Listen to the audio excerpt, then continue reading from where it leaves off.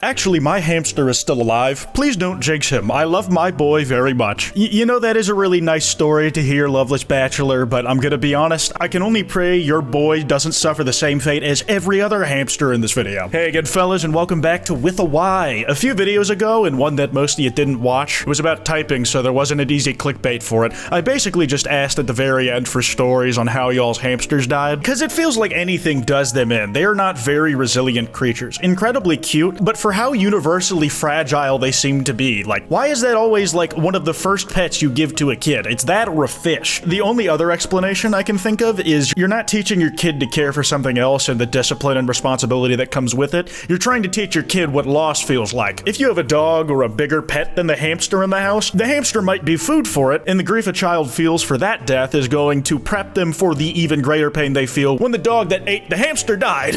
These are gonna jump all over the place in how tame they are and how much information these guys had on how they died. Hamsters are not really working on your clock. They are very much doing their own thing. My sister had a hamster, and one day it escaped, crawled into my closet, and just fucking died there. It wasn't found until weeks later. It's likely it got into a fight with something, either a larger animal or some mold in the corner. Also, I'm gonna speculate about your personal life a little bit here. I'm pretty sure your sister still thinks that you killed the damn thing. Yeah, your sister's tiny little useless hamster snuck out of the cage on its own and just happened to go into your room and hide in your closet to die. I know hamsters do stupid shit, so I'm not gonna say you did it. I'm just saying that your sister definitely thinks you did. So here we have the generational trauma of losing a hamster actually teaching a parent not to put their child through the same thing. I never had a hamster, but my mom did as a kid. It died because it scurried into the space between the dishwasher and the cabinets and ate the fiberglass insulation. Oh my god, man. I was at my friend's house once and they had like a fairly big dog, and somehow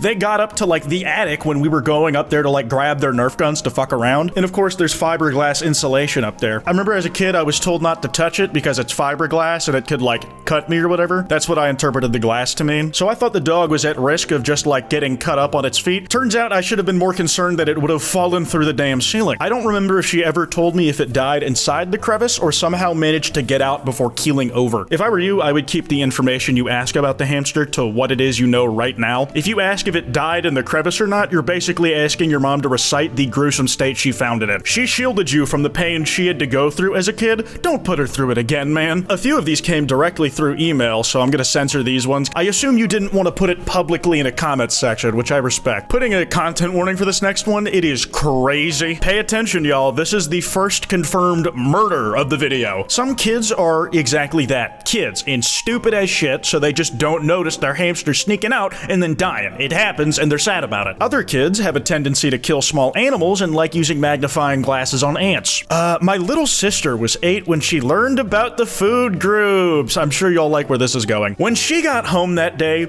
she decided that she wanted to eat more protein.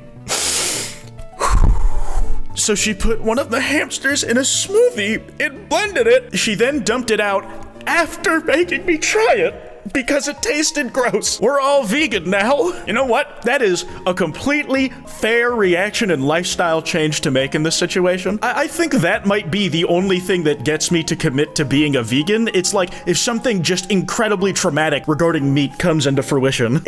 Man, doing something like that when you're 8 doesn't feel like a stupid mistake. Like, it takes nerve to kill something at that age. You know what you're holding. Hell, you've practically raised the little thing you're about to blend up. Presumably these were both your hamsters, but that means your sister helped feed it, raise it, care for it, cleaned up after its shit. So much effort to put into this thing that is you trying to apply a lesson you learned in school to your diet? Oh my god, bro, that is rough. Hamsters are illegal in Australia. I had no idea that was a thing, but you know, probably better for hamster kind that that's the case. When I was young, my hamster got loose in my grandma's house, then we found it later frozen to death. This is like all really grim stuff, man. I'm getting the same feeling in my stomach that I do whenever I see roadkill. Like, it just makes me sad in a really helpless way, you know? The loose being put in quotes is actually kind of freaking me out here. It implies that the hamster didn't escape the cage of its own might, that there was some sort of interloper involved who made it happen. When you were a kid and the hamster was still alive, prior to its death, did your grandma make any disparaging or annoyed comments at it? I don't want to be like a conspiracy theorist here, but it's a very real thing some parents do when they find their child's pet to be too annoying annoying? Sometimes a pet goldfish really does die, and it's a sad conversation you have to have with the kid about how it's in the toilet and going back to the river now. But sometimes that same story the parents tell the kids is as a result of the parents getting rid of it themselves. I might sound insane, but this shit has happened before. Okay, we got a multi-hamster story for this one. When we were 9 and 14, my older brother and I got 2 hamsters that were sisters. Okay, you know, I don't think a 14-year-old would be getting a hamster for the first time. He's probably been through this rodeo before. Feels like he could probably be a decent guiding hand to his little sister and teach her something about responsibility the same way he did growing up. And you know, it gives y'all something to do together. I'm sure parents would prefer that siblings get along, right? We kept them in the same cage, and we each had our own hamster from the pair we got to name. That's really sweet. It would have been cool if you shared it here, but I can imagine their memory is hard to think of, considering we all know how this email is gonna end. My hamster ended up killing and partially cannibalizing my brother's hamster. I mean, bro, he might have been a hamster, but he had that dog in him. Sometimes tiny animals just do fucked up and evil things you didn't think they were capable of. But truth be told, I don't know if animals, like, react to gore in the same way that we do as humans. Like, I've never heard of it being depicted in fiction or, like, talked about in science that, like, if an animal sees, like, another of its species, like, very hurt, they start puking their guts out in disgust. Was this something you held over your brother's head over the next following years? If you did, you were 9 years old. I'm willing to give you the benefit of the doubt of you not understanding how insanely fucked up that would be. Seems like something a little sibling would do to an older sibling, like, my hamster beat the shit out of yours. Oh, I see, your hamster also died a month later.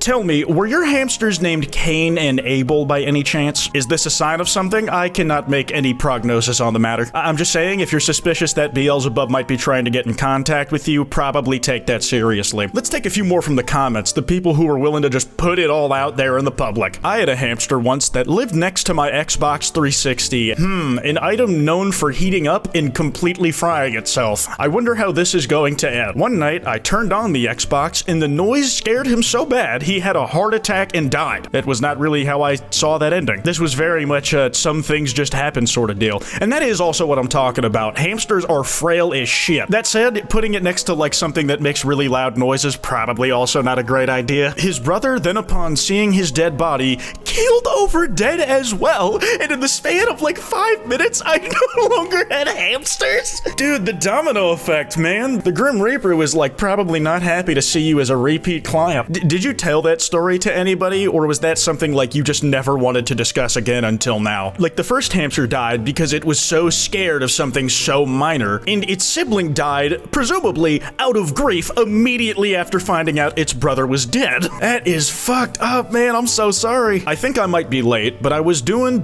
forward time with my hamster. I got a call and my dumbass didn't put him into his cage. My bathroom is in my bedroom and he ran in there and chewed through the fucking toilet? Wait, what do hamsters have the bite force of? Hamsters bite force? They're small and superficial and typically only when they're scared or startled. How the hell did your hamster bite through ceramic? Ceramic it apparently swallowed and pierced its stomach with. What the fuck? I mean, if you didn't catch it in the act of chewing your toilet, do you think it was more likely that it had eaten an already kind of stray tooth? That is like really one of my biggest fears though, is like small objects in my house and then ending up inside of things they really shouldn't be in, and the thousands of dollars it might cost to deal with the repercussions of that. Holy shit. Yeah, no, obviously, sorry for your loss. Insane story you got there. Okay, this one is what I'm calling Schrodinger's hamster. My parents claim my older sibling had a hamster when we were little, but neither of us remember it. I sometimes wonder if my parents just both agreed to lie to us about a hamster for fun, I guess? Especially because they've told us multiple different ways that this hamster died. Sometimes he's got behind the TV and chewed on the wires and got electrocuted. Okay, that's already a big leap in logic to start with. Other times it was he ate too big a piece of carrot and choked. And occasionally it was just he got out and we never found him. So like,